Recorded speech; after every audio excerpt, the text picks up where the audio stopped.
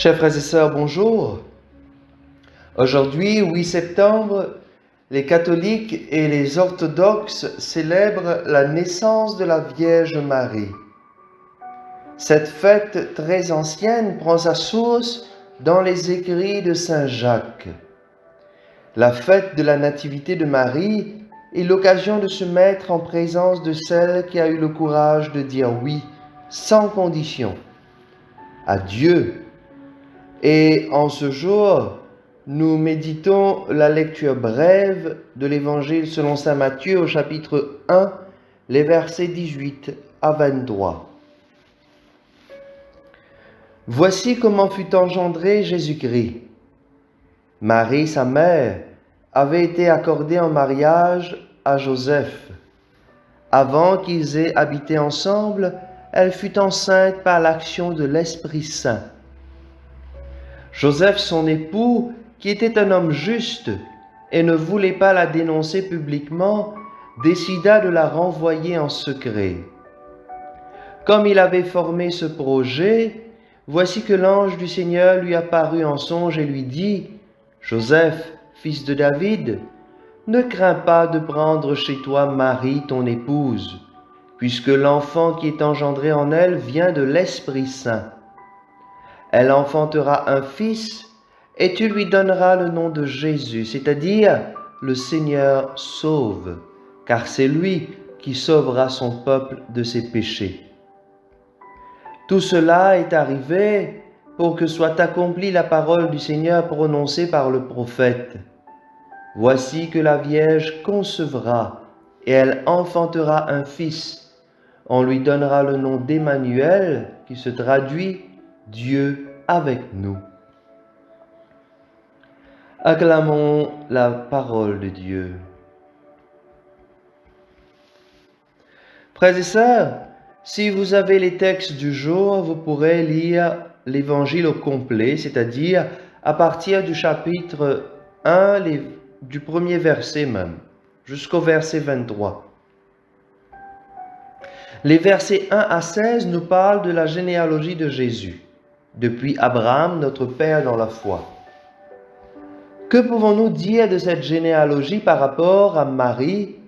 Et bien évidemment, quand nous parlons de Marie, c'est obligatoirement et toujours en lien avec Jésus. Premièrement, quand nous parlons de la généalogie, nous parlons de nouvelle naissance et de génération.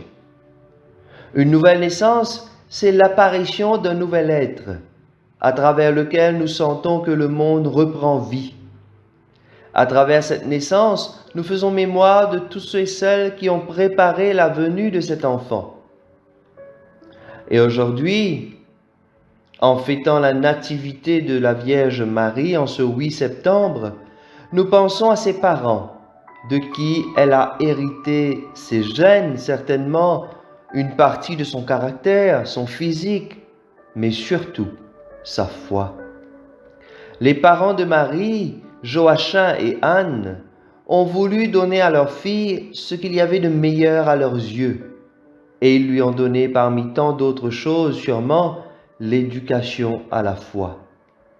Et c'est bien à cause de cette foi reçue du Seigneur que Marie sera capable de répondre à l'appel de Dieu par son oui.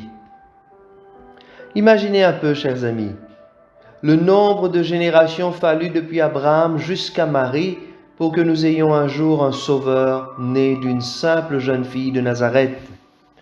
Pas n'importe quelle génération, mais des générations de foi. Une foi reçue et transmise. Je dois vous avouer qu'aujourd'hui, cela m'attriste profondément quand j'entends certains couples et parents chrétiens qui refusent que leur enfant fasse la catéchèse à l'école, prétextant que ce sera à l'enfant de décider, quand il sera grand, assez responsable de ce qu'il veut comme foi ou religion.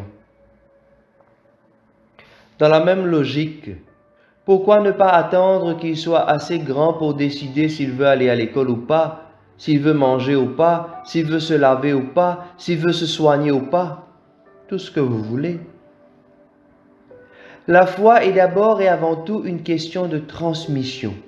Nous transmettons ce que nous avons reçu de meilleur, et c'est cela que Marie a reçu et qu'elle va elle-même transmettre à Jésus. Oui, sans doute qu'elle lui a appris les bases de la religion juive. Souvenez-vous que Jésus allait en pèlerinage à Jérusalem chaque année avec ses parents.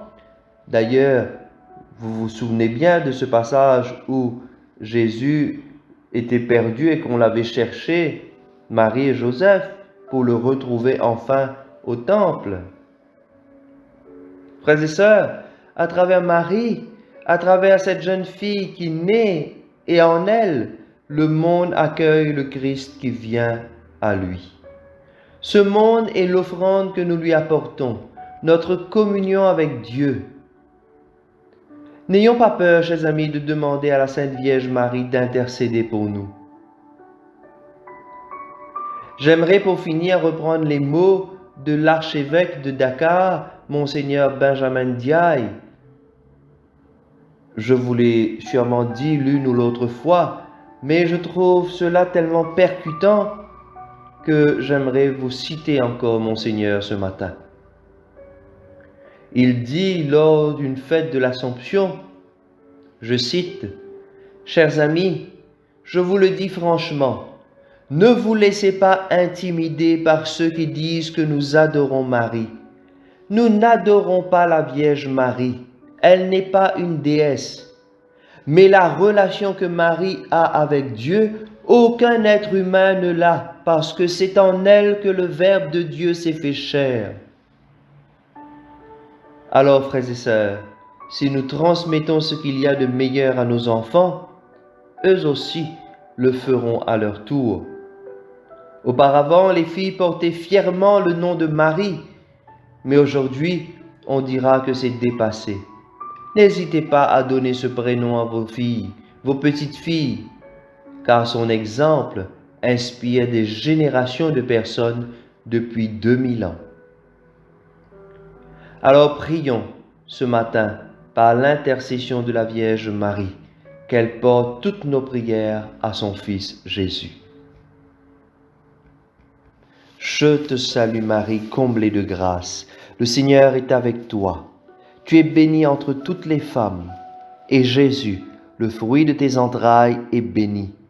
Sainte Marie, Mère de Dieu, prie pour nous pauvres pécheurs, maintenant et à l'heure de notre mort. Amen. Je vous souhaite à vous toutes et à vous tous une très belle journée. C'est toujours le frère Patrick Polydor qui vous accompagne pour cette méditation.